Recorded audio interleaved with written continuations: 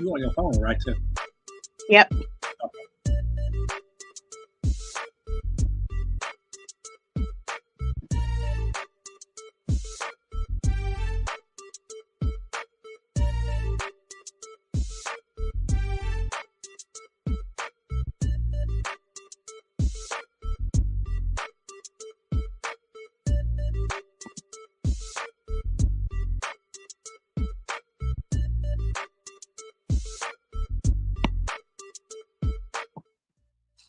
What's up, y'all? Welcome to a new episode of Transcending the Culture. We are on episode 17. What's up, Tiff? Tiff? What's up? Hi, everybody. That's what I'm talking about. We on episode 17, Tiff. Like we Mhm. look here. Doing big things, cuzzo. Listen, there's so much stuff going on. So first of all, welcome everybody to the show. We have a really, really good show in store for you guys today. We put a flyer out actually Monday because we had a guest who was scheduled onto the show, but due to some unforeseen circumstances, we actually had to reschedule her. So we had Ebony Wheeler coming on tonight for Direction of the Lost and Found, and she's actually going to come on. It's 3 weeks from today. So we actually have her rescheduled already. Just some things came up, and it just kind of was no way around it. So she'll be coming onto the show in the next 3 weeks. But listen, we are making some really strong connections. We are doing some really big things. We've been out traveling, we've been promoting, we've been doing a whole lot of stuff. So we got people looking out for us. So just that quick, we got another guest tonight. We actually have the co-founder of the OG Toronto Raptors, who's going to come on actually in our second half hour. We're going to try to keep it to an hour today. I know just about every week we go like 2 hours, 2.5 hours, 3 hours. Like we be doing like two funny mamas numbers, as far as how long we be on here and just kind of shooting the breeze and kicking it and all that stuff. But Tiff ain't having it tonight. Like she's sleepy. She got her jammies on already. So, oh, no, you did. I'm sorry, cuz. I'm sorry. Listen, but I get it though, because like we're not even gonna front like I wasn't falling asleep last week. Remember? Oh my God! Look, I'm glad you can't tell. Look, we was putting our social handles out there, and you did yours, I did mine. I'm like, all right, y'all, we finna go. Cat was like, can I please put mine out there? I'm like, look, I'm sleepy, man. Like, so now it's we got a whole lot going on, but it's actually a few things that I kind of wanted to take care of before we actually kick into our trending topics. So we kind of rearranged a few things. We are doing trending topics at the top of the show because that's usually what drags us on for 2 hours and for 2.5 hours is we be on the trending topics. So we're gonna kind of do them first so that then we can kind of put a timestamp on it and then we get our guest in here and then whatever other little stuff that we do closer to the end of the hour. And here and there we may go over. But I really want to give a shout out and say thank you to our new subscribers. We got 11 new subscribers today. So like the numbers are starting to kick up. Like things are actually looking really, really good. I'm just grateful for where we are, grateful for the people who watch, the people who have subscribed, they follow, they like, they share it. And the numbers are starting to get up there now.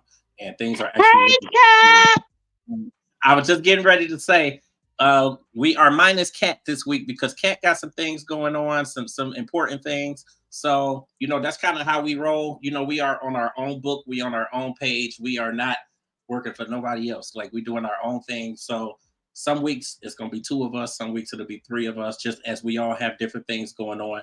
And we work it out and we hold it down for each other. So Cat, we love you. Cat is in the comments. So y'all can still talk to Cat if y'all want to. Yeah.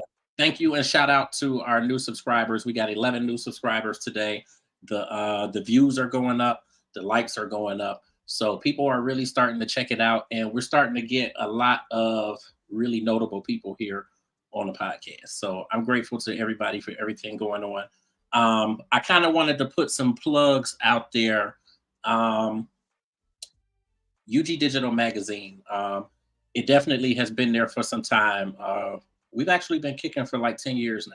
So a lot of new changes are coming for the new year. We're kind of going retro. So we're going to kind of take it back to, what it used to be with a lot of the magazines, with the articles and the interviews and the album reviews and the comment boards and all of that stuff. So I'm doing some redesigning of the website, ugdigital.com. You guys can check the website out now, but I haven't, I'm kind of editing behind the scenes. So you won't see like the edits and all that stuff until the top of the year. So that's January 1st. Also, we have been pushing, this UG Digital podcasting and radio was really a two-tier phase. So it was the podcasting network and then the radio station as well. So January 1st, we're going to start with 24/7 music playing. Things are falling in place. Things are in order. It's looking pretty good. This new show that we're going to be kicking off, I'll put that title out there sometime later, but this new show that we're going to be kicking off, that's going to start mid 2024. So it's a whole lot going on. We're going to be bringing a lot of people on board, recruiting people. So just keep a lookout. Things are looking good. Things are really blossoming. Things are really blooming. What's going on with you, Tiff? Give us a good word before we get into the topics and all of that. Nothing much. I've been doing good for the most part. Okay. It took me a while to get these daggone Christmas decorations up. Listen, my garland's still on the floor, so they up as best as the best they went. They're up as best as it's going to get. Yeah. I can honestly say I am done with the Christmas shopping. I probably got like a few more to get for one other person, and that's it. I did want to come out and let everybody know out there on just Facebook and IG, the people that's in Akron, Fairline area, or however, in my facility, that I will be doing a give back.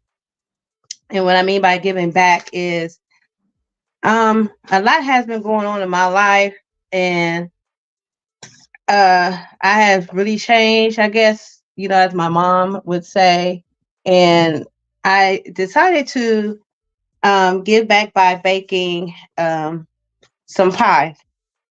So what I will be doing is doing a drawing. So I talked this over with my little cousin, Kat, and she told me I should make a reel, and there will be only sweet potato pies because I don't want to overwhelm myself. And because I was going to do sweet potato pie and a pound cake, a sour cream, a lemon sour cream pound cake. But I said I'm just going to just do the pies for right now because I don't want to overwhelm myself. So this will begin. Pound cake. This will begin the first week in December. You will have from the 1st until what? Let me see. Let me look at my calendar.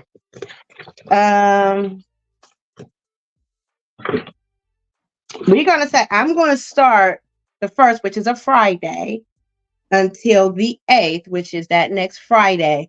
The first 20 people that will be in my DM, which will be my messenger at Tiffany Myers Facebook. Facebook only. If you're friends with me on Instagram, I'm not doing all that. If you're friends with me on Instagram, on Facebook, you go into my messenger. The first 20 people will be entered into the drawing for a sweet potato pie. If you don't feel like cooking for the Christmas, I'll do it. Okay. So how many pies? So people will go into your DM and they enter. How many pies do you intend to bake, or like how many winners do you intend to have? 2 winners. Okay, so you'll bake 2 pies. I don't know. I may feel a little gravy and make it 4 winners. I don't know. Yeah. Okay. I mean, but that's dope. But but listen to this now. Listen to this. This is the catch. This is the catch. Want to hear the catch? You have to follow Transcending the Culture. Tran who? Transit. Listen, I'm congested today, so you can kiss all this. Okay. I'm very yes. Thank you, Kat. Kat told she said you have to be following Transcending the Culture. Transcending the Culture. You have to follow it in order for you to win. That's dope. Yes. That's dope. And I'm going to go on there to see if you have followed. So let me recap. 20 people that is in my DM will be entered into the drawing for a sweet potato pie. And if you have tasted my sweet potato pie from the past, then you know they are thebomb.com good. My pie is so good, my sugar drops every time. Damn.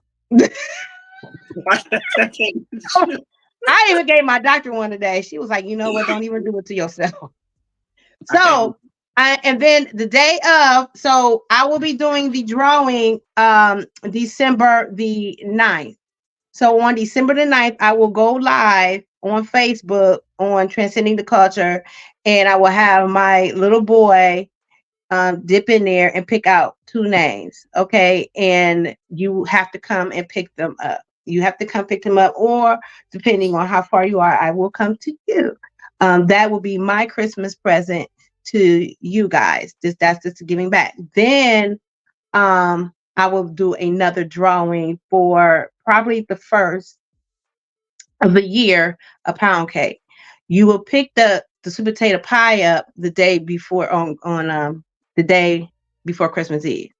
Okay. So what is that? The 23rd. So the 23rd, you will come and pick up the pound cake. You're 2 winners. Okay. And now, hey, I may do 4. I don't know how I'll be feeling that day, but this is just me giving back. Cause you know, I love you guys out there, and we all, me, Kat, and James, appreciate you guys for even following us and taking the time out to come on here and you know, to be with us. That's a big deal for us.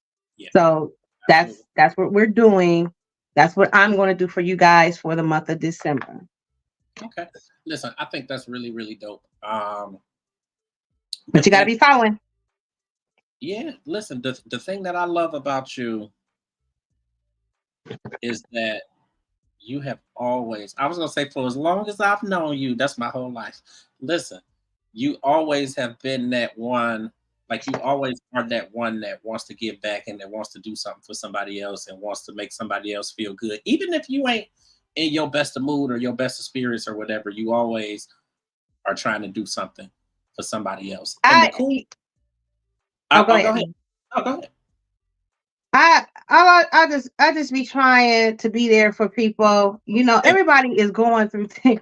Everybody is going through things in life, and I just try to be there. You know, I don't be looking for shit. I just be there. Yeah. You know. No, I just think that's dope because, you know, a lot of people talk about the stuff that they want to do, but like you putting your foot forward and you making it happen. And I think that's really dope. And you never know who could be the one to sign up for it. It could be somebody that ain't got nowhere to stay and ain't got nothing to eat or whatever. Like it don't necessarily have to be somebody that got a house and just don't feel like cooking a pie. It could be somebody who really need it and who ain't ate or whatever. So I just think that that's dope, and you taking your time. I mean, regardless of the fact that you got a million other things going on and you got KJ running the world and like you got a whole lot happening. So like my kudos to you. Like I think that that's really, really dope. And you know, whoever decides to you know, get in on that. I'm gonna let y'all have this because I don't want no sweet potato pie, but don't let her turn around and do that pound cake because y'all gonna fuck around and ain't nobody gonna get nothing because that's my plug is that I need a pound cake. But that's neither here nor there. We'll talk about that on the opposite side. But no, I think that's really, really dope. I honestly have been thinking about just kind of going and maybe helping out like at the homeless shelter because my mother was talking actually a few days ago. She was doing something with the Cleveland Food Bank, and I want to do that and you know kind of go and whether it's feeding or something. Long as I ain't be outside. I'm a little sedated like that. I don't want to be outside, but if I could figure out some ways where I can actually go and kind of help and give back, because just like you said, everybody is going through something. It's something going on with everybody. So that goes a long way, to make people feel good, especially in this time of year. Like I got friends who Christmas is coming up and they don't have their parents no more. Like I have a friend who lost her mother within the last 2 years, and it's a lot. Like Yeah. it's a lot. Um, and it kills your holidays and it kills your spirit and it kills your mood. So when you have somebody doing something like what you're doing, like I think that stands out and that goes a long way. Thank you to the people who are watching us right now. Please, please, please, if you are not already subscribed to the podcast, make sure that you do go to YouTube. It's Transcending TC. Make sure you pull us up. Make sure that you subscribe. Make sure that you share us. Make sure that you click the notification bell so that you get our updates and everything that we have going on. I have a newsletter that's going to be coming out. I'm actually going to start sending it Sunday. It took me forever to get it done. So I finally have this together now. I'm going to be sending out a newsletter. So if you guys are following me on Instagram, it can be at Authentically James, or it can be at It's the J Spot Online. If you follow either one of those, you will find details of how you can get the you can get the mailer, of this newsletter. So I think that you definitely will want to get it. I'll have all kinds of different things in there. Obviously, updates of what's going on with the full brand. So not just with Transcending the Culture, but with UG Digital Magazine, with J Rock Publicity, and with the new radio station that's coming, the different or the various radio shows that I have, and other podcasts that I have going on, and the new people who are going to be coming on board. Tiffany is going to have some things going on with UG Digital Magazine, just in terms of rheumatoid arthritis and with cancer. We're going to be really incorporating and injecting some things into this podcast related to that as well. So we just was talking about that because she feel like she want to talk about constipation month. And listen, I don't know, but I knew that was going to make you. Every month, every month it will be a shot. Some people out there can't boo boo. I mean, may have to talk about it sometime. Some people out there can't boo boo, and some people out there can too much. And I mean, hey, every month is going to be a health month on something. And I think, like I was telling him, I think this month is constipation awareness month. I swear, because I asked Alexa, I said, what month is it for the health? Then it did not say constipation. Yeah. It definitely said it. But the only thing I know about constipation is IBS constipation. And then you have IBS period, where people goes too much and can't stop. Any little thing that they eat triggers them off. And so, I actually just started that. I just started that up basically what, hour or so ago. But people out there need to hear stuff like that. Folks be having some illnesses going on. But people really do need it, though. People need it, and I think it's something different. And yeah, absolutely. And Crohn's disease. Crohn's disease. Friends, let me throw that up there. I actually have a couple friends who have Crohn's disease. So definitely disease, definitely lupus, because I've been having some issues over the last 4 to 5 days and some urology stuff going on. And so we're going to be talking about a whole lot of stuff.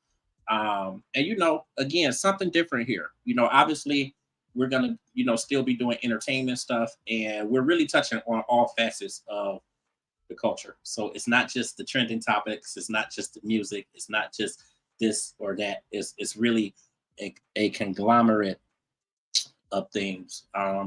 So much stuff going on. We got a photo shoot coming up. Listen, we're taking some dope pictures. I'm gonna have my long black hair. Listen, we got new promo pieces out there. I ain't paying you no attention. We got new promo pieces out there to really promote the podcast. So, hopefully you guys have been seeing that stuff. We've been throwing a lot of stuff up on Instagram lately, and it's just a lot happening. So, you guys should definitely keep checking for us. I'm gonna kind of segue into the topics a little bit because again, we do have a guest who's going to be coming on shortly, co-founder of the OG Toronto Raptors, and again, he's going to be popping on probably in the next 10 to 15 minutes. So we're going to talk a little bit about these topics, and it's really not a whole lot to talk about. We really are still looking at this stuff with Diddy, and I know that that's obviously that's the fodder that's going on all around the internet and everybody's talking about it. But the reason is because there's so much stuff that just keeps popping up, and it opens the door for so many more questions. Like I'm halfway focusing on this interview that Aaron Hall had out there. Like, did you get a chance to see a clip of that? I have not. Check that out. Like, and listen, I'm paraphrasing, but and I'm not even gonna paraphrase. Just he says some shit on this video that just will have you like jaw drop, like for real. And people don't understand that. Listen, the internet always gonna win. The internet do not go away. Nope, not at all. So like this shit is old as dirt that he did this longer time ago that he did this interview, and this shit is resurfacing. What? And it's just like, and then at the end of it, he's like, yeah, Puffy and Jodeci, and I'm like, oh Lord. So he like naming folks, or he's naming who was there or who seen, and I'm like, this ain't good. Like it's not good. And who knows, what else is really gonna pop up, but it's just so much stuff that's popping up, obviously stemming from the lawsuit, from Cassie. Right. Obviously that was settled, but now it's so much more stuff coming up. And then he stepped down, as chairman from Revolt, which is huge. I mean, obviously you want to separate yourself from stuff, but that's just really, really huge. And then 50 Cent is still trolling and talking about I'll buy it from you. And he stepped down. Well, he ended the his thing from Capital Prep School. Yeah, I saw that, and I like think you just an idiot. I think that's millions gone because you just couldn't keep your hands to yourself. Or you stupid. Listen, I don't get it, but because Usher. Usher was on there trying to keep quiet. Usher was like, yeah, I saw a lot. I mean, I can't really like he wanted to say something. Yeah. But he really didn't want to like throw him out there up under the bus. But he definitely was like, as a kid, he was brought into the game super early. He saw a lot and he also did a lot. You know what I'm saying? Listen, not to stop you, I just want to cut in and just remind everybody that, obviously we're talking about all alleged stuff. And we just have time with it and just talking about, our take on it and what we see and yada, yada, yada. But again, this is, everything obviously is all alleged. So I just want to throw that out there. So go ahead. Yeah. So don't blame us because we getting it just like y'all getting it. Right. We getting it. Just like y'all getting it. So don't say, Transcending the culture said. Did you see it just like that? Did you see the clip with him and Justin Bieber? I heard. Like, you ain't been calling, like I ain't heard nothing from you. We used to hang out all the time. And Justin Bieber, like they said that this morning. Like they said that. Well, because what happened, Yeah, they definitely said that this morning. I heard him say that. I was like, dude, you ain't about to get me shot, killed, nothing like that.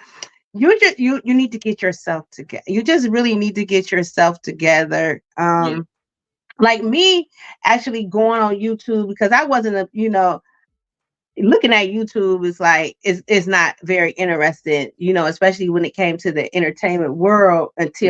until now. I had a friend that looked at YouTube 24/7. Yeah. Like I just think that it's not like it's not that it's not interesting. it's Um, quite interesting. yeah, It's it's just not that that it's not it never interesting. really It's grabbed. just well, I think the biggest part of it is that, and I think you can relate to where I'm coming from. But like when I started doing transcending the culture, like that was a really big thing for me because yeah, I watch YouTube. I mean, listen, I stream TV. Like I don't pay for cable. I stream. I pay for the internet and then I stream. So I'm usually constantly watching YouTube because like the shows and stuff that I like, a lot of them are on YouTube. Now, of course, I got the Netflix and the Hulu and all the other shit, but I am watching YouTube a lot. But I'm not really watching, or at least at that point, I wasn't really spending a lot of time watching for like headlines and what people got going on and what's happening Hmm. and all of that stuff. And really, that's all attributed to being busy, like Yeah, having kids, having yeah. other that's more important than to be sitting at home all day watching YouTube to see what's going on with the reality stars. So that was kind of a disconnect for me in the very beginning because I didn't really watch a whole lot of YouTube. So, obviously I kind I of was had a to, reality buff, man. I would yeah, be I on mean, I the was a reality buff, but I wasn't woo, watching YouTube to see what was going on. yeah, I just watch the show that I want to watch. So it's a lot of right. reality shows that I really didn't really watch and that I didn't really know about. So obviously that played a part into when I started this podcast too. So, I had to adjust and all of that kind of stuff, but I don't think it's that it's not interesting. I just think it's that we got a lot of other shit going on and bigger fish to fry than to be sitting around watching YouTube all day long. Yeah, I was the reality. The only reality show I was really really into was the Real Housewives of Atlanta. Of See, that's course, kind of this was about like maybe about 5 years ago, and I like literally stopped watching it when they took Nene. Nene was going through what she was going through with her husband, and when they took not Kenya, when they took my girl Portia. Kim Fields, when Oh, Kim Fields was on there. Kim Fields was like, I had enough of this shit. I She didn't got up really off. She was on there one season and got up off of there. And then Eva was on there. Eva was pregnant. yeah. I think Eva he was just on there. didn't like I think Kim just didn't belong. Like I I don't think she really didn't fit. It was like that wasn't her forte. right, That wasn't her forte to be in people's business and to um absolutely. it was just too much for her. Yeah. Eva too. Eva couldn't hardly take it. I think she used it, obviously to her best advantage, but I don't think she was ready for what really was going to come with it. No, Really her forte. And I think there's a lot of people who come on there and that's not really their forte. Like I don't think that was Claudia Jordan's forte. And don't get it no. twisted because Claudia Jordan could get into the mess and she could get into the drama and all that stuff. Like, did you see her and Karamo was basically casting for a new show with Carlos King, and they was basically interviewing New York and What? crazy, crazy. And this was like within the last week I saw it. So Seriously. I'm assuming it's new because I saw it maybe about a week ago, but it just was crazy. And she'd be over the top anyway. But actually, our Well, I guest is haven't seen you talking about Tiffany, right? yeah, I haven't seen her in like a minute. So I don't even know what she would even look like. I yeah, mean, she has a distinctive look, but her mouth. yeah, yeah. But she's still out there, and she's still out there, huh? She's still making it work. She's still making it work. I don't know how, but she definitely still making it work though. Mm. She is definitely still making it work. But actually I'm gonna leave it right there because Our guest just popped in. Yeah. So let me go ahead and add him to the screen. I want for you guys to help us to welcome in David Strickland. David Strickland is with the OG Toronto Raptors. Really great opportunity. This came about today. So we had a cancellation, as you know, Tiff. We had a cancellation this week, and I reached out to Sasha, to the great Sasha. Listen, I've been working with Sasha for a long time. I can't even tell you how many years I've been working with her, but she has kept me abreast of, obviously, different things going on. I did some stuff for I don't know why I forget the name of the movie because it was so huge, and it was with one of T.I.'s kids, and I did a lot of press for the movie. I'll get back to you on that one. That's bad, but either way, she has really been in my corner, and I reached out to her today, and just like that, she got this guest for us, and I think it's really, really dope. I actually had talked to her a couple of weeks ago about an opportunity that they were trying to do with the Cleveland Cavaliers, so it's actually cool. So if you guys will help me to welcome in Mr. David Strickland. Hey. What's going on, man? Thank you. Hey, thanks for having Mr. me. Strickland. How you doing? How are you? I thought I was going to have my friend Jimmy King on too, so I don't know. Yeah, that's okay. I mean, if he pops in, that's great. I think he's supposed to pop in too at 8:35, so he may be in a couple minutes. Okay, yeah, no problem. So how's your day been, though? You know what? We got some snow on the ground up here, but hey, it's the holidays, and that makes you. I got lights ready to go up tomorrow. Okay, so, is it a lot of snow or? Maybe like 2 or 3 inches of snow. Oh, that's not bad. It'll melt, and Yeah, we had a ton of it up here. I'm in Cleveland. She's in Akron, so she's about 45 minutes away from me. Yeah, so not much. You got some lake effect snow, right? So yeah. I had some of that. Yeah. Well, we don't have any. They have it all. Yeah, where are you, Tiffany? Huh? Where are you located? I'm in Akron, Ohio. Okay. Mm-hmm. So that part, because I went from Windsor to London, I had lots of television from Cleveland and Erie, and and obviously grew up in Detroit. Well, grew up in Windsor, which is basically growing up in Detroit. Right. Okay. Yeah, I was born on the Detroit River, like literally in a hospital right on the river. South Shore, because Canada is south of Detroit. Okay. Right? Like you don't even think that way, but we just got the Great Lakes. We're all part of the Great Lakes. Like we're a big tribe of that. Yes. Yeah. So first of all, first and foremost, kind of introduce yourself to everybody. Let everybody know, who you are. And yeah, well, I'm the first employee of the Toronto Raptors to the point where we didn't even have a name when I was an employee. So I actually wrote the presentation and the pitch and got the franchise for John Bitove and company.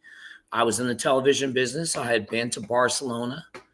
I had seen the incredible, impact of. Sorry, got a cat scratching. Incredible impact of the Olympics, right? And it wasn't just because they killed people. And so, I saw them in the arena, but it wasn't that. It was in the squares, and it was the people from all over the world going, "Oh my God, Michael Jordan," and all these the superstars, and I grew up with an NBA team. They were called the Pistons. I eventually had Isaiah Thomas as my boss, right? Think about that as a fan, just that way. And I have an uncle that introduced me to basketball because when you came out of the Second World War, sorry, got to get my cat out of here again. You got money or tuition, and he went to University of Toronto in engineering, and the NBA had just started, and they had a new team called the Huskies, and they could only get 8,000 people opening night in a 15,000 seat gardens. And my uncle's had a buddy, and his dad was the PR guy, and he basically papered the house. And so he walked down the aisles in the school, right? And he's like, who wants to go see some hoops? Because as you know, hoops were spread. I mean, we'll get towards the song, but Naismith created the game, born in Ontario, educated in Montreal, an amazing city, and then went to Springfield, Mass, and created the game. But you know, my uncle had gone to those original Husky games because he was getting free tickets, and then went to Montreal and he became a Celtics fan because he had that Celtics and Lakers, and he watched Stockton and Malone, and the two of us just became like, we'd sail because we liked to sail, and then we would watch hoops. And then lo and behold, I'm working for a television network, and I'm negotiating like the revenues that the leagues are getting in Canada for like major events. I've been through the Blue Jays winning the World Series. I knew how much money we could make on that, right? So I had all the knowledge, and yet I was just like everybody else. We were like, John was the oldest. When we won, he was 33, and he was the oldest. Imagine that, right? And then everybody's under that. I'm like, so yeah, I bet my whole career, left a great job. And when I left, the people said, you know what? It was the woman who was the head of HR in the exit interview, right? Like you always get the exit interview. And the exit interview was like, you're making the biggest mistake of your life. You're going to lose. You're going to lose, man. My husband's the PR guy for the group. They got Labatt's. They got Leaf Nation. They got Larry Tannenbaum. They got Richard Petty. And then who is my other competition? Magic Johnson and Michael Cole, right? Like, who would ever pick us? Nobody would pick us. How could we win that? You know how we won that? We peeled it back and we said, these are men that are looking to find a partner. And if they want the best partner, we have to think through what that means. And I made the business case for the NBA to come to Canada. I said, and we did research and we figured out how many people were playing and how many people ever play. Seen it on television. And, you know, like Michael Jordan had 30% penetration in households in terms of merch, right? Like 1 out of 3 households had a Jordan 23, you know, before we started playing. So we did a business case and we said, let's not assume they're going to come. And then we said, we're not going to have a name of a team. If we have a name of a team, we're like, why would we cut you out of this process? You're like the best entertainment in the world. Like, why would we go and make the name? And I can tell you the other names that were presented by other groups, none of them were selected or used, right? Because like the Toronto one, alternative to us, came from an old CBA team called the Towers. Yeah. And like, as I wrote the strategy, it's like, well, like, okay, what do you want in a name? You want a mascot. Oh my God, that mascot's going to have a lot of stiffness to him. As I said to the real Raptor, I said, you know what? Oh, there was my cat again. But you know what the real Raptor said? He goes, I said, you'd have to do everything in pike position. And he started to laugh. And he said, I'm laughing because you know what pike position is. There's a gymnast, right? But like the other one, the Mounties, was what the Vancouver guys, like it was all cliche stuff. Right. And I wanted us to be different. John wanted it different. The deal with the NBA is we got to keep the merch revenue before we played any games. So all the financing of the whole team was dependent upon me and Isaiah, my boss. And we got in 27 countries. And we became the 3rd best-selling logo in the league when Michael Jordan was dominant, right? And like, that's crazy. But then fast forward to now. Why are we here? Because it was very different back then, James. It was, you know, they were much more like family businesses and small businesses. Yeah. I was in the Bitto family business. I had an office. John was not in the corner office. John Bitto, the owner, he was in the second office because his older brother was in the corner. His dad was in the other corner, and he had another dad in the other corner. Or another brother. So, you know, I was just part of the line of the family. Right. But you know, when you're small like that, I'll tell you a story that Tracy Murray told me. I said, when we were in the studio doing 13 Rules, which we'll talk about, but when we were in that studio doing that song, I said, Tracy, like, why are you here? Like, why the hell did you come back for the guy who worked? Yes, I worked in the players department. Right. My boss was Isaiah. Isaiah loved me. We were tight. So from the standpoint of the team, I was on that side because there's always the player side, right? And then there's like the sales and all that. I wasn't on the sales side. I was inside with the players. And Tracy said, you know, Dave, John walked onto the plane on our first road trip. And he said he walked down the aisle and he said, I thought he was going to stop and turn, and he didn't. He kept coming and he looked and he scanned and he found an open seat amongst the players and he sat down. And Tracy said to me, he said, Dave, he said, that was the moment I knew it was totally different. He goes, I'd never seen that in the NBA. I'd never seen anybody do that. The owners and the players didn't mix. But remember, we're all like 30 something, as AC would say, like we were the same age. Like, and it was crazy. I mean, like AC tells the greatest story. You got to get him on. He's just done a book about hip hop, 135 greatest songs or most impactful songs. He's an amazing man and a great partner, as is Jimmy and Tracy. Yeah, that would be awesome. Yeah, so like that's like, to me, that's just like, so we got into, like, I wrote a poem on Canada Day called 13 Rules because I was going to ask you about it. So it was a poem that ended essentially with the words that start the song, which is we the North in our heart, before it ever had a name. Because it was like, when we won in 2019, you know, what did Kyle do but put on Damon's jersey, right? That jersey, which has this character that's on my arm, I'm like one of 3 people that worked on that, right? I helped craft that. So that's my art in some ways, right? Tied into basketball. And my art was defined as something to be different. And for, at the time, the only, you know, if you looked at the math and you thought, if you didn't have imagination about what change would happen within the future in the great country of Canada, the city of Toronto, and the multiculturalism, right? Canada declared a multicultural strategy in 1972.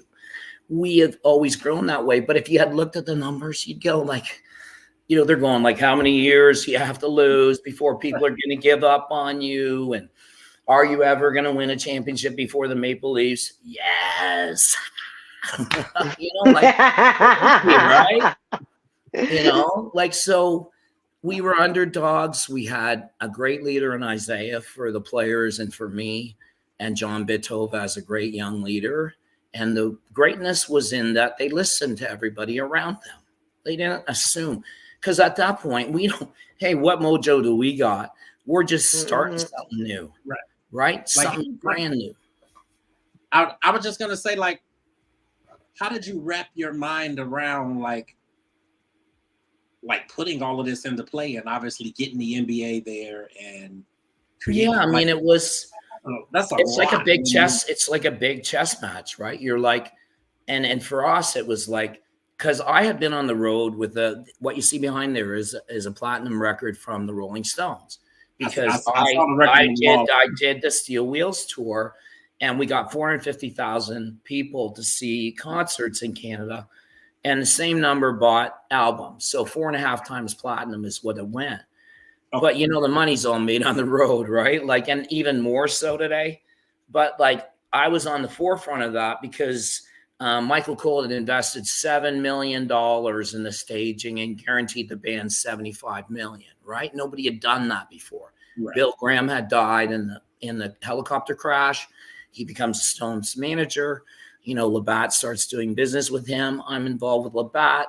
Labatt goes, is it worth us having a baseball team? How do we make the Stones into something that can help us sell beer? And that was kind of what I did. And then, you know, so I watched the Stones rehearse in Veterans Stadium before they did their first show in North America when they started that tour. And I just sat in the front row for like 2 hours and watched a bunch of guys playing in a band, right? And you're just going, wow. And I played pool with Keith Richards and Ron Wood. And like I got a picture of my arm around him, and like nobody should be doing that with those guys. I was sitting there talking to him, and I had a beer in my hand, and he had a Rebel Yell whiskey the same size as my beer. And he said, hey, you want to play? I'm like, Keith Richards just asked me if I want to pick up a stick and play some pool. I think I'm going to do that one. Right. Regardless if you was good or not, I'll be like, whatever. I didn't even care. Right. Another moment was on the road with David Bowie. And of course, you know, I'm bringing the fans back to meet the band, right? The moment where the fans, understand. And that's such a big deal. But when you're the guy that does it all the time, you kind of figure people start to know who you are, right? And so Absolutely. Peter Frampton was the guitar player on that tour, right? Peter Frampton. There's another legend, man. And he's a guitar player. I'm talking to Peter Frampton. And I turn, I walk across, and David Bowie's walking right to me. And he looks at me and he goes, David, right? And I said, yep. And it was just like, David Bowie knows my name. He knows who I am. This genius of music has a connection with my, you know what I mean? Like, it's silly, but those are the moments you remember. But, and then, you know, winning with the Raptors when everyone said we weren't going to win. You know what the announcer guy said? Because it was like, this is so corporate cronyism, right? So I knew it because I had worked for Labatt and done the whole Stones thing and the tour. But Labatt also owned the Discovery Channel at that time and TSN, which is the ESPN of Canada. So they owned that. They had money in the deal backing the Leafs. So when the announcement comes on TSN, here's what Michael Landsberg said. Sometimes things in life are neither right nor fair. Yeah. That's what he said. Like, what's it not fair? It's not fair that a bunch of kids, relative kids, like 30 something, like under 30 something, you know, actually outsmarted a bunch of guys. Because here's some of the secrets, man. First thing is, joining the NBA is like joining the private club. Yeah, if you don't tell them how great you are, you tell them how great they are.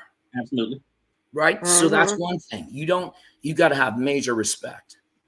John demonstrated that most visibly when he was asked, after all the other teams were asked. Remember, Stern took this league from franchises worth $3 million in 1980 to being asking for $125 million. Right? Crazy, right? How can you possibly ask for that number? The other guys are going, well, you know, we think they'll be open to negotiation and it's not really a firm number. And they're all giving these like nerd up speeches. Same question gets asked to John. And I'm like, I'm in this scrum and I've been there a million times. And I look at him and he goes, the NBA is the greatest sport and entertainment marketing league in the world. Absolutely. If they say the franchise for Toronto is worth $125 million, then I can imagine ways in that when that would be true. And when he said it, I'm like, yes, you get it. You understand it. Because like I was the kid with the brain and he was just soaking it up. Like to the point that on the presentation night in the hotel before we did it, his father sat in a room and John started to do his presentation rehearsal. And he said, Dave, can you get up and show John? And like I did his presentation. And then he then had to go up and do it. And it was weird because like, you know, it's like your student in some ways, right? I got this really wealthy, smart, good guy who's still a friend of mine. Like, you know, that I've got to teach how to do this. And his dad's like, listen to him, do it the way he does it. Because he had to have that. So he does it in the presentation rehearsal and he's like maybe 65, 70%. But in the meeting the next day, he nailed it. So I'm like, you know, like I saw that progression and, you know, so that was incredible. Yeah. And then we went through the whole process. Like I sat and I was in groups in Chicago and LA and New York, you know, looking at all the different names the NBA was exploring. Because the NBA, we were looking at dragons, swamp dragons, and, you know, T-Rex and Raptors. And, of course, which eventually came in. And they had long tossed away the Mounties and, you know, that kind of cliche stuff, right? Because we don't want that. Because we wanted to sell merch all over the world. We want to be different, right? And we were. But even like almost all those franchises now, do you know how much that Raptors team is worth today? $3.1 billion. That's amazing. Right now? Yes. That's amazing. And you know what? And when they do the $71 billion television deal, which they will do over 10 years, the league's revenues will go up by 40%. 40%. So take that value, increase it by 40%. You want to know another fact? When we started with the Raptors, we paid 125. The Leafs, we estimated, were worth 250 million.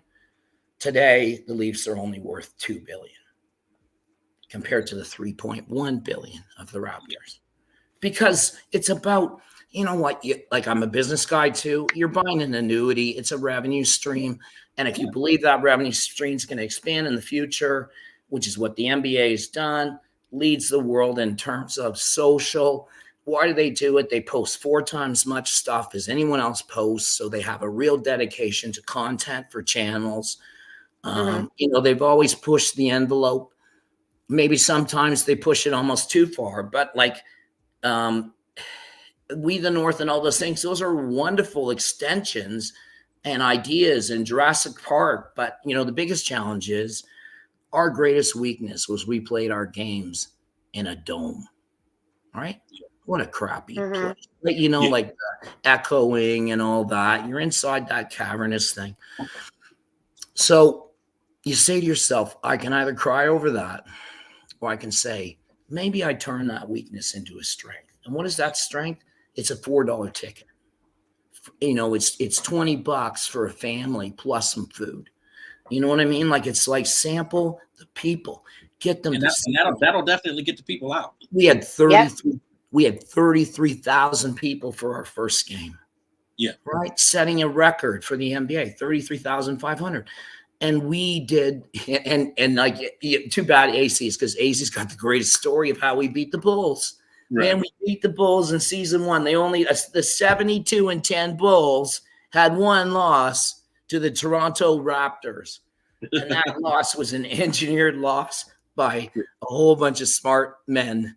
First of all, as Isaiah would say, and I think Michael would admit, small guards are his weakness. So Damon had a great name. Or a great game, right? So there's one thing. Second thing is they had a whole plan. Everybody was going to take out different guys, right? Son Tabak was going to take out his guy and get him so plastered the night before they'd be all hung over because it was a noon game. And so they knew they had a noon game and they had a plan and they got it going and they got Michael. And I think Rob Blackman said, I'm not even sure if he was sober when he was playing that game. Right. So he had pushed the envelope, right? They had those men. And yet still, Jordan almost beat him. But like as the game's going on the end, like Alvin and Jordan are doing side bets, right? Like because they're like, and they're going down because they're going back and forth, and Damon and they're battling, and then of course Jordan rims out on the last shot, right? Or he would still beat us as hungover or whatever as he was. Right. But like when I hear those stories, it's like, you know. Like, I can only hear that anymore. Like it's I know that's a tactic they use, but like when I hear that from like it was just so cool to live that, man. So like cool. I can only imagine the stuff that just the crazy shit that you've probably seen, obviously going through this. But then I know that it like an opportunity like this, like clearly has to open up so many other doors for you too, though. Oh yeah. But like to know all those men and to have to count Isaiah and John Bishop as friends, right? And being, you know, humble enough to respect the opportunity they gave me and also to take the praise that they give me for having helped them do something pretty amazing. Right. I mean, that like that has to be a dream, like especially if you love that industry and you love what you're doing and really want to. I mean, it's just the same way that I look at different musicians and artists that I bring on the podcast and the shows that I do. Like, it's cool to actually know these people and to get their respect. Yeah. And I think it's going to get even cooler because we're bringing this song inside the company and we're going to do partnerships. And I call it my foundation of forever. It's that's 13 rules, right? Partners. I want a partnership with Kansas University because they have the actual 13 rules. And I don't know if you know that. The 13 rules were sold 13 years ago. They are the most valuable piece of individual sport memorabilia in the world. 13 years ago, 4.3 US million by the Booth family in a museum in Kansas at the university. And when I look at TripAdvisor, number 24 place to go out of 48 places in Kansas. How the hell are the rules of this game and this man's accomplishments and this most valuable piece of sport memorabilia in the world? How is that not being like seen? And then bigger right now is like this whole thing that's going on where people are like hating on each other.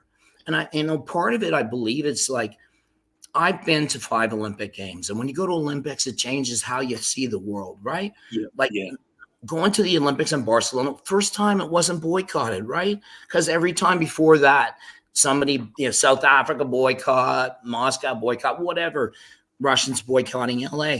So, finally the world's there and you got the people there and you see how small it is, but you see how, sport makes people understand each other better because you see each other and you go, man, those Brazilian fans are the greatest fans in the world. Why, they're so much fun. Or the Netherlands fans on speed skating.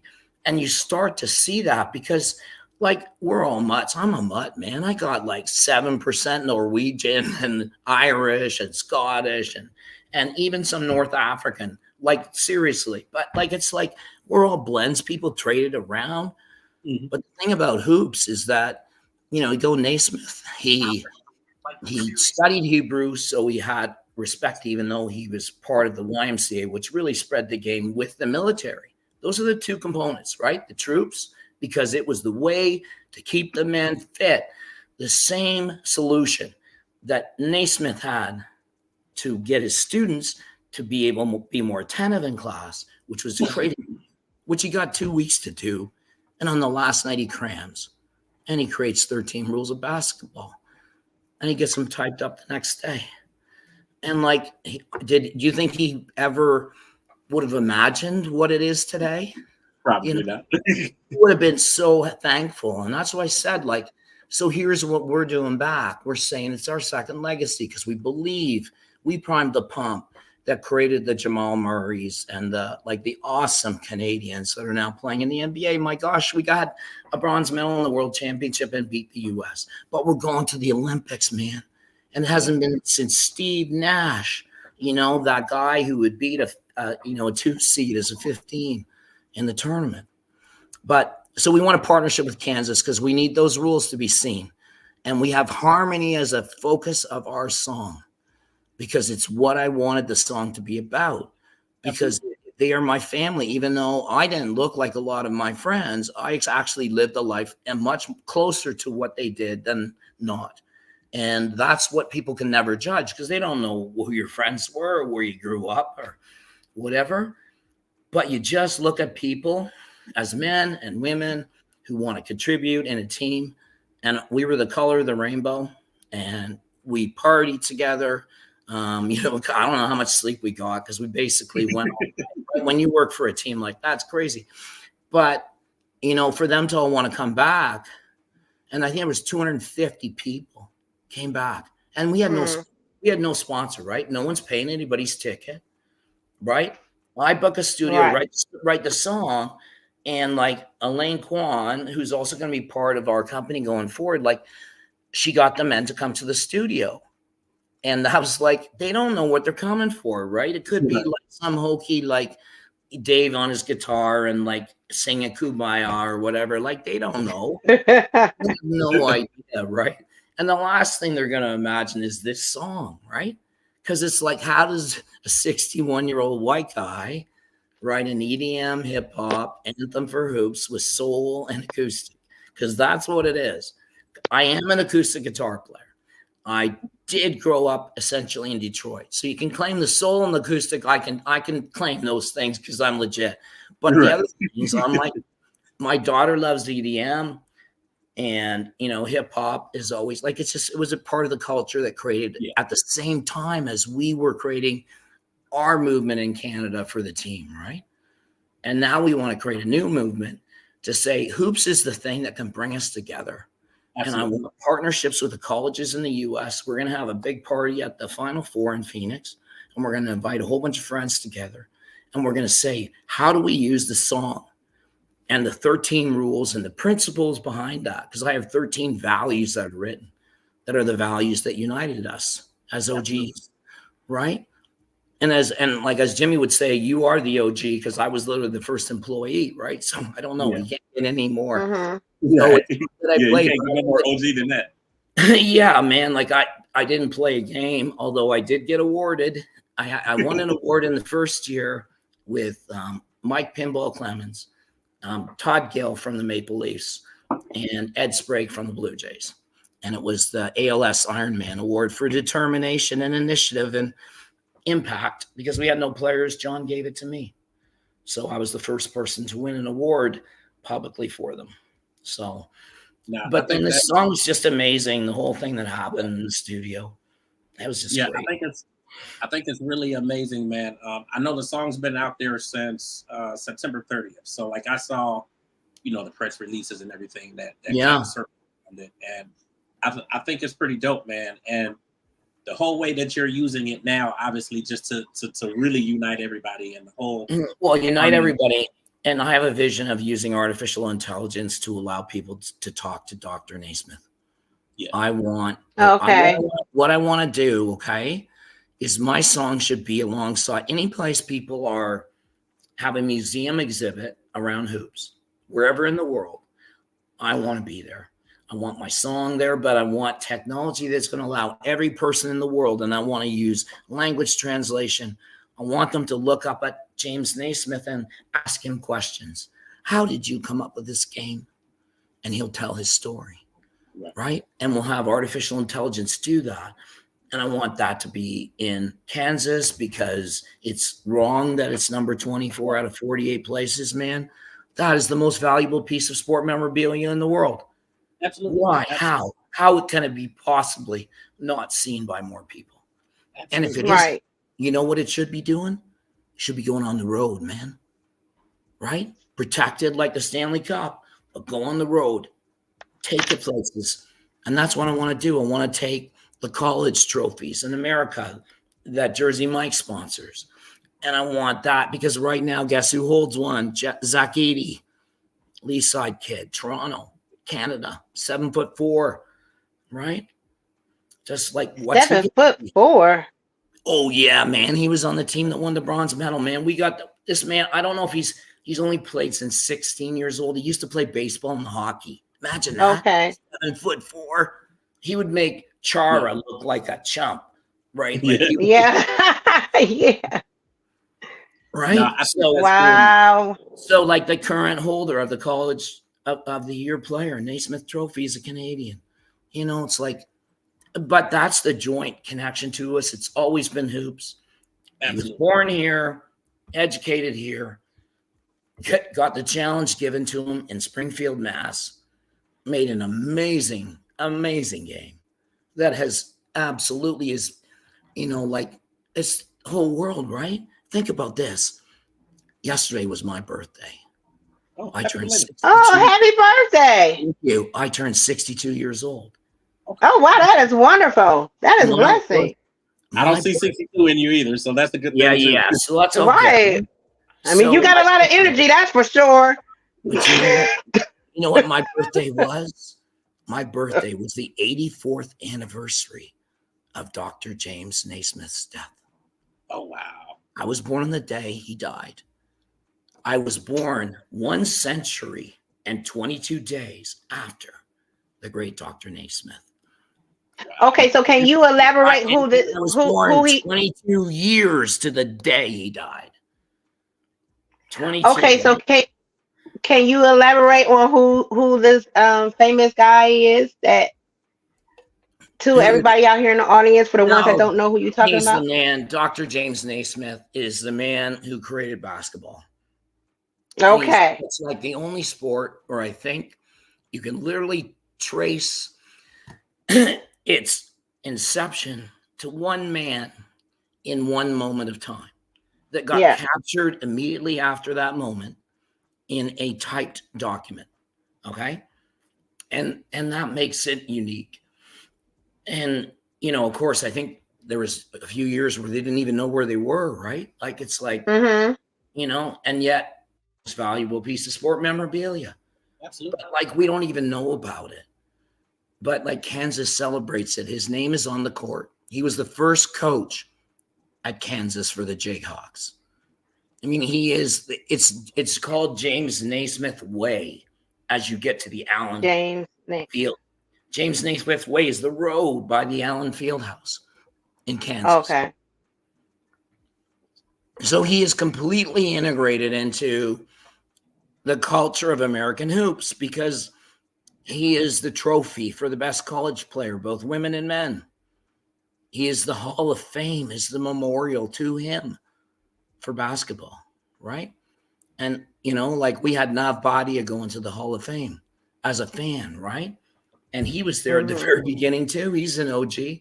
Oh my gosh, that man was so great at the beginning because when the sales guys were behind, I watched him and he would go, one of the guys was Steve Griggs. He's now the CEO of the Tampa Bay Lightning.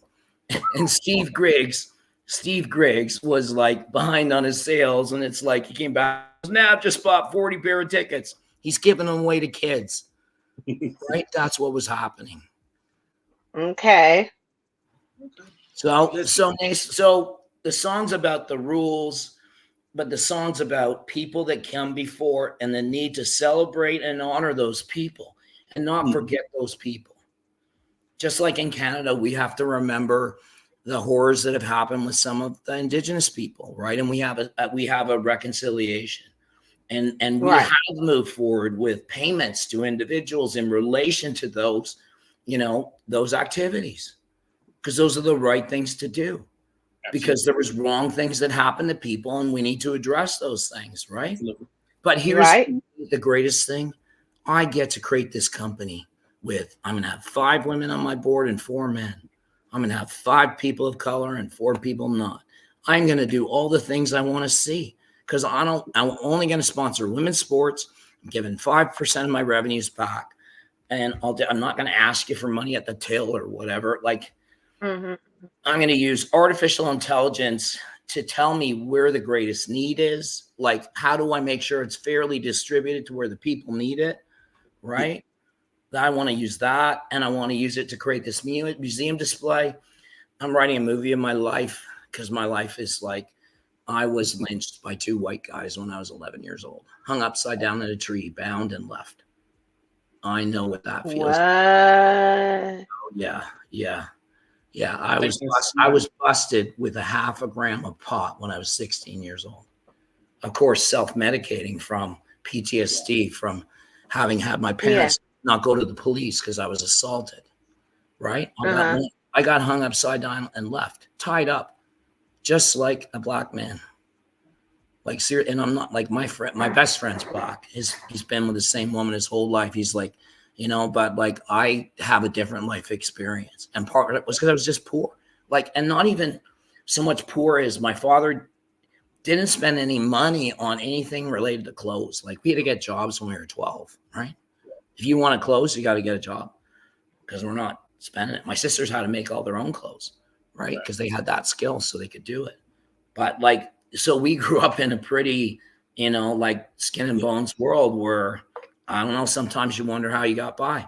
But, all that happened and I channeled my energy into school and sports and then, so I sought out to go and work in an industry where I would be excited. Yeah. And that was the sports industry. I wanted to do that. And I wanted to bring NBA to Canada. Yeah. There's absolutely nothing wrong with that. And I mean, the beauty of it is that, like you said, you love it. So like you're doing so amazing, obviously at everything that you've been able to do, with the no, it's just starting, right? Like we have a whole plan. We really, I want my son played at the Olympics in Paris. Yeah. I think it will get there. And I just and I'll do it because it's the right thing to do at the right time, man. We got to stop yelling at each other. We got to start working together, man. Yeah. It's like, because the unity of sometimes the connections in sport, when your same hero is winning, like my heroes were all black. It was Dave Bing and Willie Horton primarily, right? And then an amazing Canadian pitcher called Ferguson Jenkins, Hall of Fame, 20-game winner, 3 years in a row for Texas. Black farmer from Ontario. Like, he was the first athlete I ever met, like face to face, right? Yeah. So like my whole world was like worship that. And in 1967, when the race riots happened, wow, it's so flat down there, man. I can see my city, like Detroit burning. I can see it burning. And you know what the crazy thing was? It was like a forest fire, the way they treated it. Because like a month and a half later, I'm on a school bus and I'm going to the Henry Ford Museum, which is like there because it shows like he invented the light bulb and all that. There's a lot of stuff there, right? With Ford, Einstein, all those guys. But we passed by on the freeway, that part of Detroit, and it's still burning. Like there was just like fire lines around it. And in the middle, it was still burning. And I just remember looking out at that. And what I felt was just like, how can this be happening? Why these, like, that makes no sense to me. These are the people that I love, people that I look up to, right? How did that happen? Right. And so it was hard to really figure all that out. But then you had Vietnam and you got Catholics and Protestants blowing each other up in Northern Ireland. Like, that was a pretty crazy world. And we all saw it on television, right? For the first time, all that violence was put into our heads. And now our kids have a totally different set of things going on, judging people in social media, right? Judging people and not knowing them.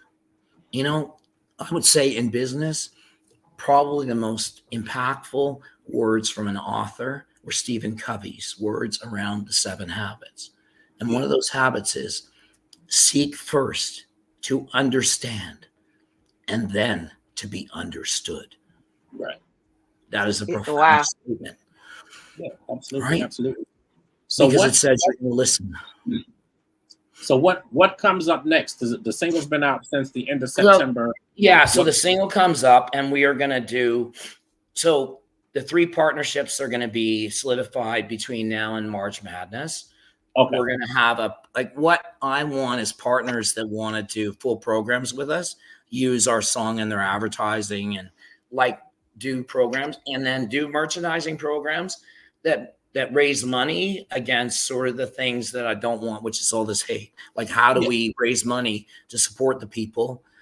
But also to send those messages on colleges in the US with the song and with the story of Naismith and with obviously the story of basketball to bring some light and make people happy. And then I'm at right now in my movie script, I'm 12 years old. So I've been lynched, but I'm not past that. So I'm trying to just get all the things out that I know can be part of it, but you won't want to watch a 10-hour movie. So I got, I'll be sleeping about 45 minutes into the movie.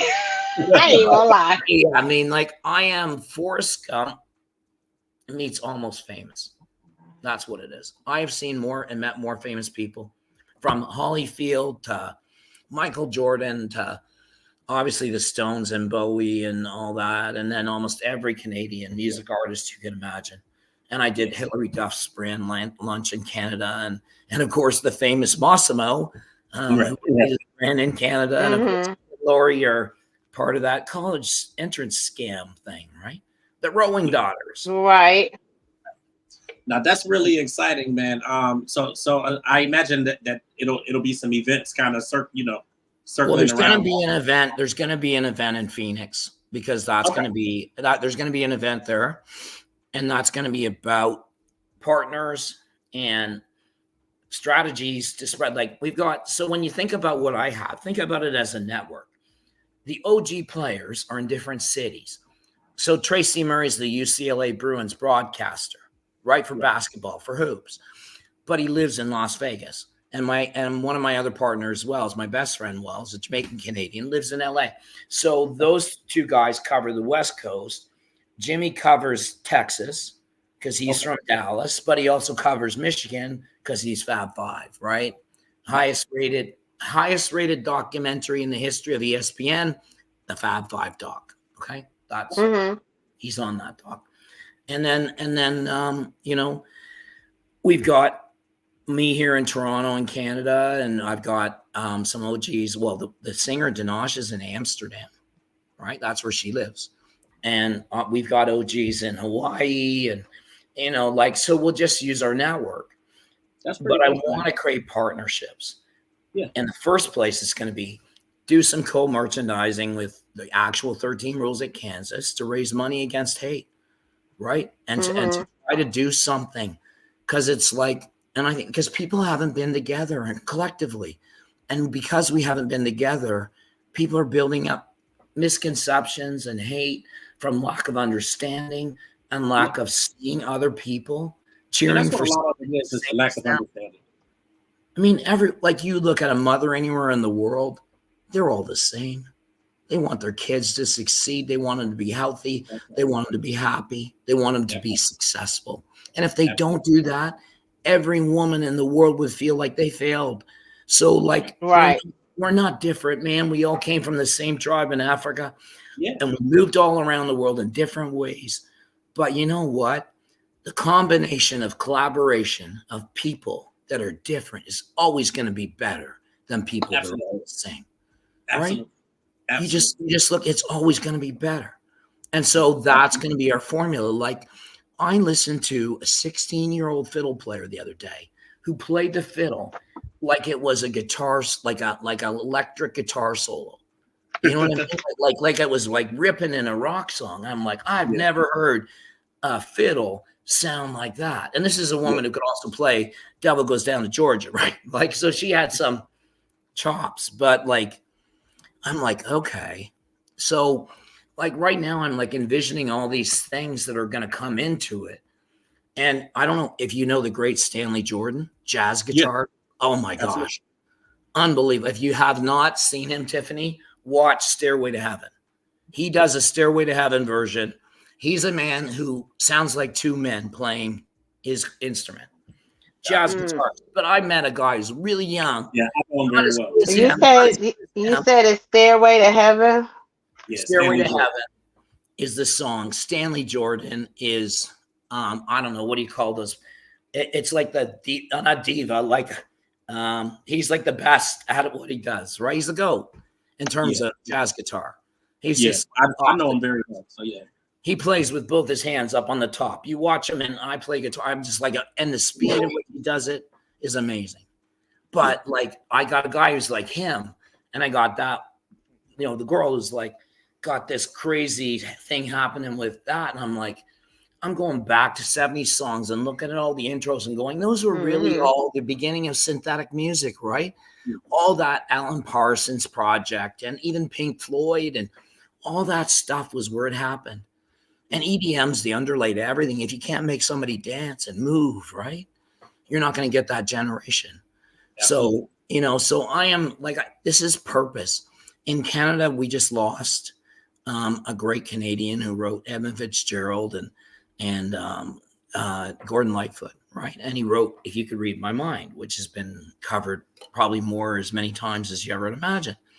But when he wrote the story of the Edmund Fitzgerald, the boat that sank in Lake Superior, he did all the research first, which is kind of my methodology. I am going to be accurate with historical, you know, what I talk about, but I'm going to put it in a modern context because it's going to bring it forward to people. So I want 20 to 30-year-olds to appreciate that a man, one man, given a task, created one of the greatest things that the world has ever seen. And 13 rules is that symbol of that, because it's not that many rules. It's not super complicated, right? The man said, I need something for inside. Gymnasium's never been done. There's also a court in St. Stephen, New Brunswick, and it is the oldest court in the world. France claims it in Paris. This one got discovered because there was a fire in the building, and when they were like cutting the fire out, they went, holy man, there's a hoops, like an original 1893 floor and a gym. And the coolest part about that is that I don't even care about oldest or not versus Paris. The man who built that court was a student of Dr. Naismith's, and he played in the very first game, which makes him an OG, which makes that court an OG court, and that makes it different than any other. Absolutely. So there's an OG court in New Brunswick. I want to make that. I want to be a partner with that and elevate that. And then those college awards, I want to take them to high school and colleges around the world. And I think the song will carry in travel. We're going to do remixes with Jimmy and AC. AC is really into music. He's, like we haven't been nominated. We have put our name in for a Juno Award and hopeful that we might get a Juno Award, which is our Grammys of Canada. Right. But this is the year that the first hip hop Maestro Fresh West performer in Canada is going into the Canadian Music Hall of Fame. So, of course, last year was the 50th year of hip hop. Right. But this year for us is the first year where Canadian hip hop icon Maestro Fresh West is going into our Hall of Fame. So that's changing things too, right? Absolutely. Recognizing those pioneers. And I want to work with some of those pioneers too. Maestro's super busy, but we got a lot of other women in particular. I want to get a lot more women into my music too. So it's just like figuring out where to focus. The writing part happens as it happens, like any other musician, right? You write stuff down, you get pieces, and then you have a moment when it comes together. And then if you're collaborating, it's a totally other thing, right? But collaboration happens like this now. Like this is how we wrote the song in the sense that we got together and said, okay, like I was always saying to Sheldon, one of my partners in it, I was like, okay, he banged a drum for 10 years on the sidelines, but it was like an empty 5-gallon pail, like it was just not a real drum. It was like entertaining the fans, right? That's what he did. And I said to him, you've almost got me courtside. Like I'm just missing a little bit of that energy. You got to push it a little further, right? And I said, midway through the song, I said, I want a part in the song where people want to jump up. Right. And so we wrote it to get the reactions. And then I had my brand structure, like literally the vision of the company and all those things I talked about in terms of fairness and equity and telling those stories of how basketball can enable people to understand each other because it's going to bring them together. Absolutely. And with collective experiences, we're doomed, man. We're just all going to sit there in our corners, hate each other. That's not right. It's not the way the world can work. Right. Canada has the beauty of having, the most diverse city in the world in Toronto. I think there's 47 languages spoken every day. But the people here come here because they don't want to be in the fights in their own places. Right. Absolutely. No, I definitely see America's got to find that place, right? Because it's like it feels like two different Americas to me. Yeah, there's one America, and my America was more like Canada because I was kind of more American. I was more Chicago, Detroit, New York, right? Those cities are all like I feel fine in those places. Those are all my places, right? Yeah. No, I definitely see the changes coming. How can people keep up with the movement? Obviously, going past this conversation, how can they keep up with everything that's going on in timelines? 13rules.ca. You can watch the video of us making the song, and I encourage you to do that. Yeah, if you go to 13rules.ca, because you'll see the love in the studio. You'll see Tracy and Jimmy and AC, and so that's one thing. Instagram is 13rules_Inc. No space, no caps. 13 as the numerical, not written out. 13 rules, simple.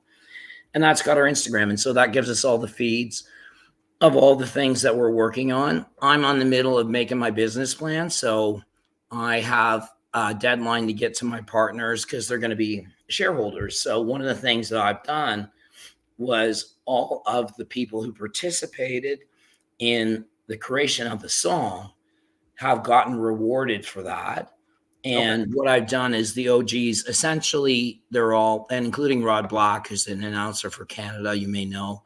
Rod Black, all those men are going to be business partners of mine and giving them a piece of my company as incentive for us to work together and spread the song. So it's really, truly the second legacy because it's a portion of those people, like AC Earl's first Raptor to block a shot, first Raptor to score a free throw, first Raptor to score 10 points in a quarter, first Raptor to block 10 shots in a quarter or have 10 rebounds in a quarter, first player to get 40 points. Those are all his firsts, right? Right. So he's like, and they're just really good men. And those men aren't multi-billionaires like the players they're going to be today, right? Those men still have to work. They didn't play. They also went over to Europe and played. Tracy, has had the most success. And now obviously he's a broadcaster and he's a Hall of Fame UCLA athlete. Yeah. What do you say? And those are my partners, but they're people I know and trust. It's not like, you know what I mean? Like, it's like, that's a cool part is that, and you know what? And the best part for me was getting my daughter to meet them all. I have a 26-year-old daughter who loves EDM. And she's sitting at this bar in a casino with AC Earl, and they're debating hip hop. And AC's smile's getting bigger and bigger. And I'm looking at it, I'm going, hey, man, like, you know what I got to do? I got to take my daughter in a time machine, and I got to take her back to when before her dad even knew, like before she was even anything, right? Because 30 years was before she was born. But like, she got to see that and goes, oh, that's my dad. And that's him with Isaiah. And like, I mean, it's just like, just a very. That's exciting, man. Like, that's super exciting because I think of myself when I go out and cover different events, and like my son is 17 now. So like a lot of the people that I've been covering for years, like he knows who they are now. So he can come out and actually meet people. And then the same with her kids too. They get to see a lot of that stuff, which is really, really cool because obviously outside of me doing it just because it's my passion, like I want, my son to be able to see something that he's excited about and that I'm excited about. So I get how that would make you feel. I think that's really dope, man.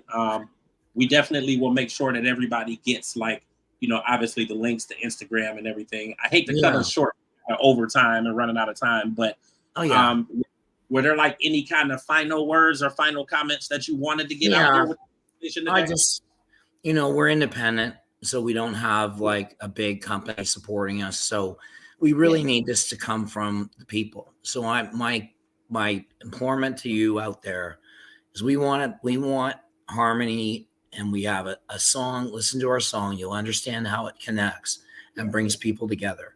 And we need that song to get into colleges, and we need the kids to hear those words.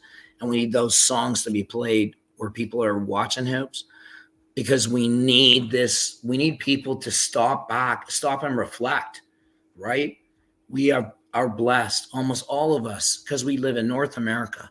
And, we have rule of law. Look at all the stuff all around the world. We have so many things to be thankful for, right? Absolutely. So, we've got to get that message back. So, hoops is a great connector point. I'm scared when 20 to 30-year-olds are racist like that, really, you know what I mean? Like when I hear it out of young people, like I can deal with a 70-year-old man, right? I get that. Because you know what? I live that world. I don't like that world, but I understand they're not going to change and I can't change them. But when I see people raising their kids to hate, right? Without knowledge, without seeking to understand, right? They don't try. So that's my message. It's about harmony and hoops. Please share the song, but get it to the people that are young, because it's bumping. It tells a true story and it has a great message. So please help us.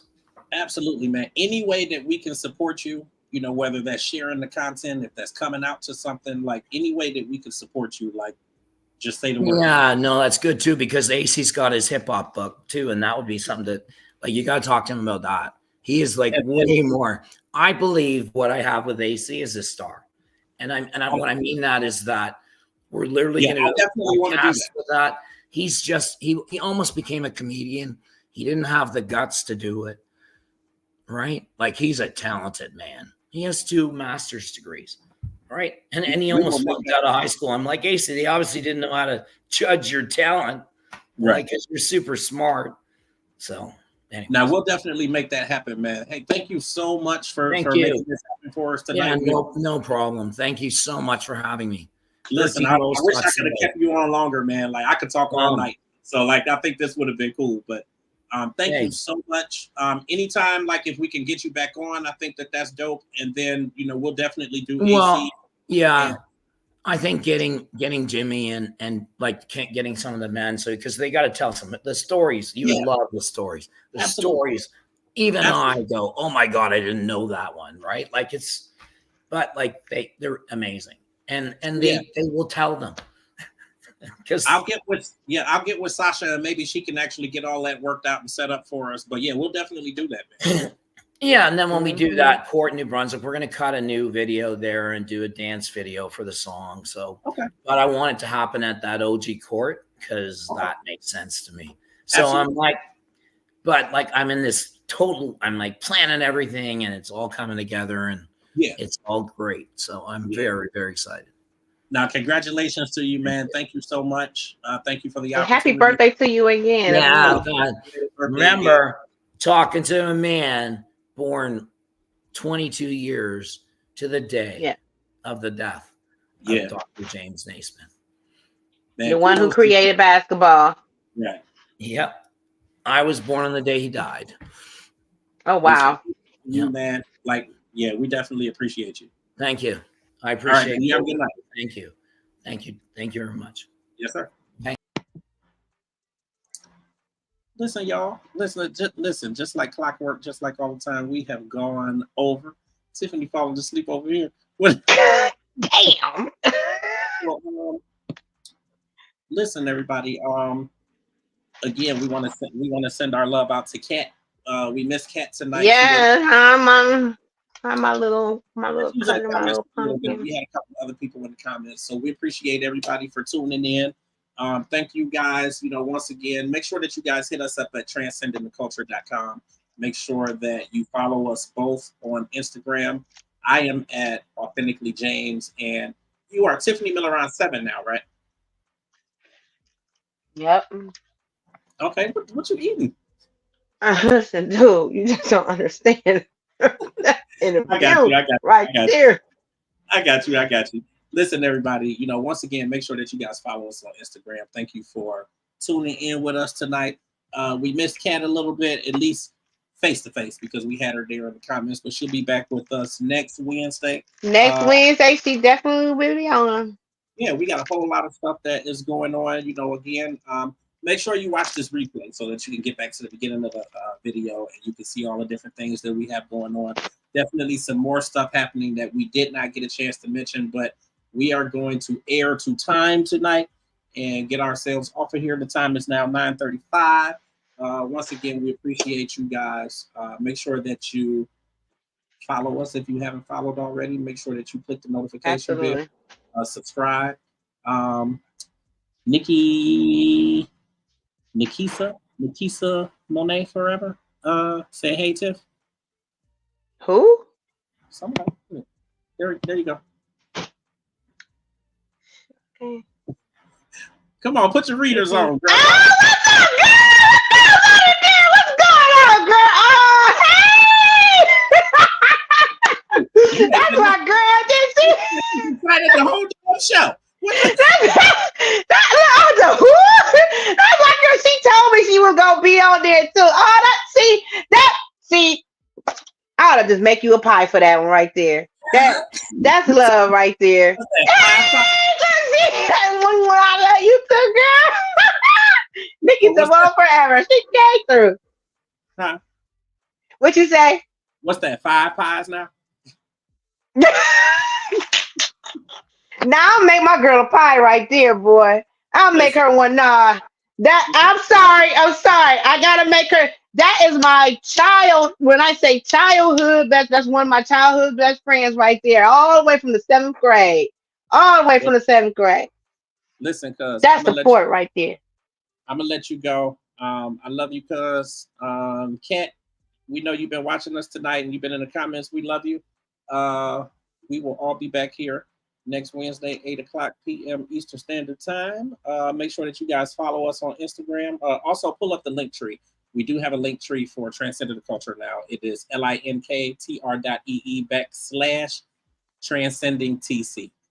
We are Transcending TC across all platforms except X, formerly Twitter. We are Transcending _TC. So that's the only difference. All the other ones, we are Transcending TC. We'll have some more platforms coming up as well that we will be on. And if you hit my link tree, which is linktr.ee/it's the J spot, you'll find every link associated with me, and you can connect with me on all of my different platforms and throughout UG Digital Media and Publishing. So we love you guys. Thank you for your support. Thank you for the love. Thank you for watching. Thank you for commenting. Thank you for subscribing. And thank you for sharing us. And don't forget to go on my DM and follow Transcending so you can get a pie. Listen, for real. Follow and then hit her in the DM so that she could bake you a pie if you are in the Akron or Fairlawn area. And you know, maybe we'll meet when I go pick up my pound cake that she makes. Yeah. On that note. I'm eating mine. What you call my little gummy bears? Yeah, like okay, sure. All right, guys, we love you. We see you next Wednesday, same time. Absolutely, we are out of here.